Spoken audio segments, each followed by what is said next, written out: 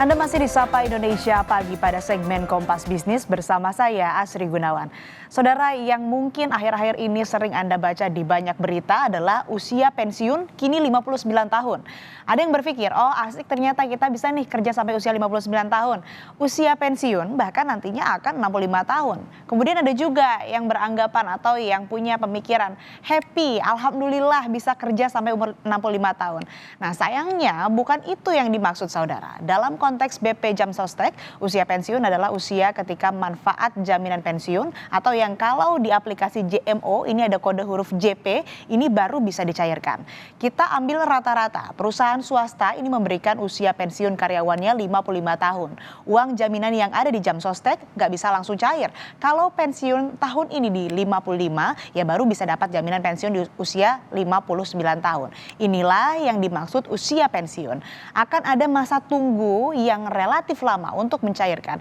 Jadi jangan sampai hilang ya kartu Jam Sostek Anda. Makanya judul kami hari ini adalah pensiun usia 55, manfaat Jam Sostek baru bisa cair di usia 59. Kita mulai dari basic dulu saudara. Apa aja sih manfaat kepesertaan BP Jam Sostek? Kita ke data berikutnya. Ada 5 program utama yang diberikan oleh BP Jam Sostek, yaitu yang ada di layar Anda. Jaminan hari tua, jaminan kecelakaan kerja, jaminan kematian, jaminan pensiun, dan terakhir jaminan kehilangan pekerjaan. Yang kami tangkap tentang usia pensiun adalah kebingungan saudara. Manfaat yang mana? Jaminan hari tua atau jaminan pensiun? Gini, jaminan hari tua adalah program perlindungan yang diselenggarakan dengan tujuan untuk menjamin agar peserta menerima uang tunai apabila memasuki masa pensiun, mengalami cacat total tetap, atau meninggal dunia. Besarannya ini adalah akumulasi seluruh iuran yang telah dibayarkan ditambah dengan hasil pengembangannya. Akan cair pada usia 56 tahun. Lalu apa bedanya dengan jaminan pensiun? Nah, program ini berwujud uang tunai yang diterima setiap bulan. Nah, inilah yang kita bahas saudara. Kalau sesuai aturan, pensiun tahun ini cairnya di usia 59 tahun. Kecuali Anda pensiun di atas 59 tahun, itu baru bisa langsung cair. Nah, yang jadi masalah adalah ketika pensiun di usia 55 tahun, cairnya di 59 tahun. Ada waktu tunggu 4 tahun. Kami ambil dari laman BP Jam Sostek, manfaat bulanan tahun 2024 yang diterima pensiunan adalah minimum Rp393.500 dan maksimum Rp4.718.200. Usia manfaat jaminan pensiun akan bertambah tiap 3 tahun. Kita ke data selanjutnya. Nah benar saudara, uang pensiun baru bisa cair di usia tertentu ini perlu dipahami. Landasannya adalah Peraturan Pemerintah Nomor 45 Tahun 2015 tentang penyelenggaraan program jaminan pensiun. Artinya ini bukan kebijakan baru, melainkan kebijakan yang sudah lama ada.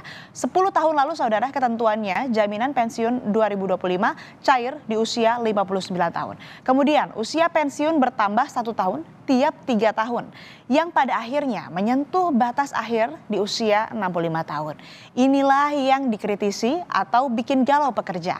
Bayangin usia pensiun perusahaan kan 55 tahun tetapi manfaatnya baru bisa diambil, baru bisa dirasakan di usia 65 tahun.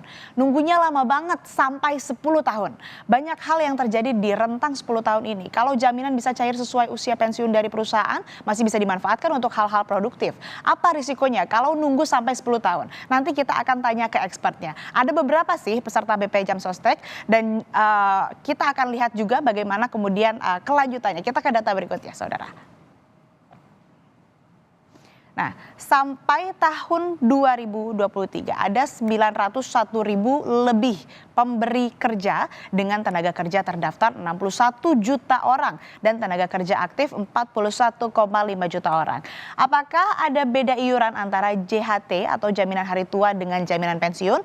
Jawabannya ada. Di JHT, peserta membayar iuran sebesar 5,7% dari upah bulanan. Ketetapannya 2% ditanggung pekerja dan 3,7% ditanggung perusahaan atau pemberi kerja. Sedangkan di program jaminan pensiun atau JP, ketentuan besaran iuran untuk pekerja pada pemberi kerja selain penyelenggara negara adalah 3%, di mana 2% ditanggung perusahaan atau pemberi kerja dan 1%-nya ini ditanggung oleh pekerja. Kita ke data berikutnya lagi saudara.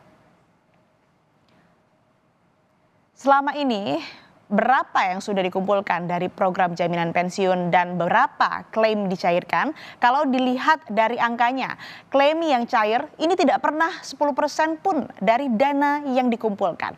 Misal, di tahun 2018 saudara, pendapatan iuran jam sostek 14,8 triliun rupiah, klaim cairnya 211,5 miliar rupiah. Kemudian kita lihat lagi di tahun 2019. Ini total iuran yang terkumpul ada 17,2 triliun rupiah. Tapi klaim yang cair ini 196,2%, begitu seterusnya sampai data terakhir di tahun 2022. Total dana ini mengendap di BP Jam Sostek sampai 20,7 triliun, yang cair adalah 649,4 miliar rupiah.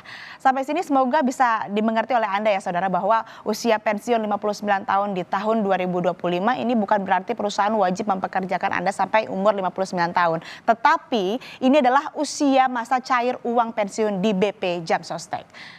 Lalu bagaimana tanggapan pekerja soal kenaikan usia penerima manfaat pensiun BPJS Ketenagakerjaan? Berikut selengkapnya.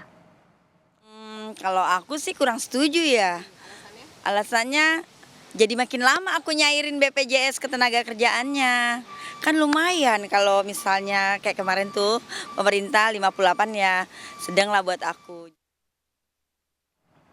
Presiden Asosiasi Serikat Pekerja Seluruh Indonesia atau Aspirasi, Mirah Sumirat, punya catatan soal dampak kenaikan usia penerima manfaat pensiun BPJS Ketenagakerjaan yang harus diatasi pemerintah. Salah satunya soal masa tunggu pencairan manfaat pekerja yang terkena PHK.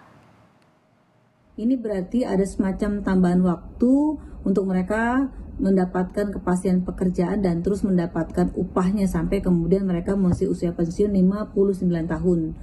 Lalu yang kedua, ada pekerja atau buruh yang di PHK di tengah jalan dan itu usianya kebetulan 40 tahun.